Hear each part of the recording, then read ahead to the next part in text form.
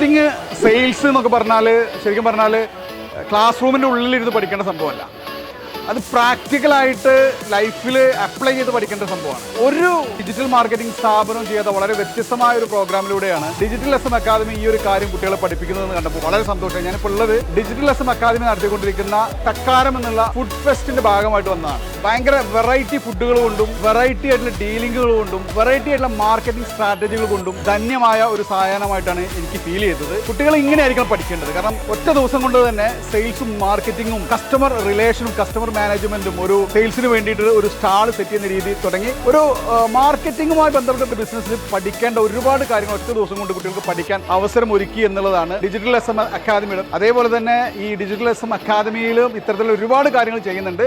അതിൽ ഏറ്റവും ഇന്നോവേറ്റീവായിട്ടും വളരെ സാധാരണഗതിയിൽ ഒരു ഡിജിറ്റൽ മാർക്കറ്റിംഗ് അക്കാദമി ആലോചിക്കാൻ പോലും സാധ്യതയില്ലാത്ത ഒരു മേഖലയിലൂടെയാണ് ഇവർ സഞ്ചരിച്ചുകൊണ്ടിരിക്കുന്നത്. എന്തായാലും എല്ലാ ആളുകൾക്കും entire digital S M academy ടീമിന് ഒരു ബെസ്റ്റ് വിഷസ് നേരുകയാണ്. ഗംഭീരമായിട്ടുള്ള പ്രോഗ്രാം, അടിപൊളി. ഡിജിറ്റൽ മാർക്കറ്റിൻ്റെ ഫുഡ് ഫെസ്റ്റ് അടിപൊളിയായിട്ടുണ്ട്.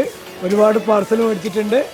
ഏതായാലും നല്ല ടീമാണ്, അടിപൊളിയാവട്ടെ. ഓരോ സ്റ്റാളിൽ കയറുമ്പോഴും ഓരോരുത്തർ നമ്മൾ സ്വീകരിക്കുന്ന ആ കിട്ടലും പിന്നെ ഇവിടുത്തെ ഓരോ ഫുഡ് അതുപോലെ തന്നെ ഓരോരുത്തരുടെ കോസ്റ്റ്യൂം അതൊക്കെ വേറൊരു മൂഡായിരുന്നു. നല്ല അടിപൊളി ഫുഡായിരുന്നു.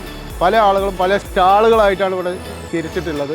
നല്ല അടിപൊളി ഫുഡുകളാണ് ഇവിടെ വെച്ചിട്ടുള്ളത്. ഇതൊരു ക്യൂരിയോസിറ്റി തന്നെയാണ്. രണ്ടാമത് കൊളാബറേറ്റ് ചെയ്യുക എന്നുള്ളതാണ്. അതോടൊപ്പം തന്നെ അപ്ഡേറ്റ് ആവുക എന്നുള്ളതാണ്. Thank you digital S M. Thank you so much.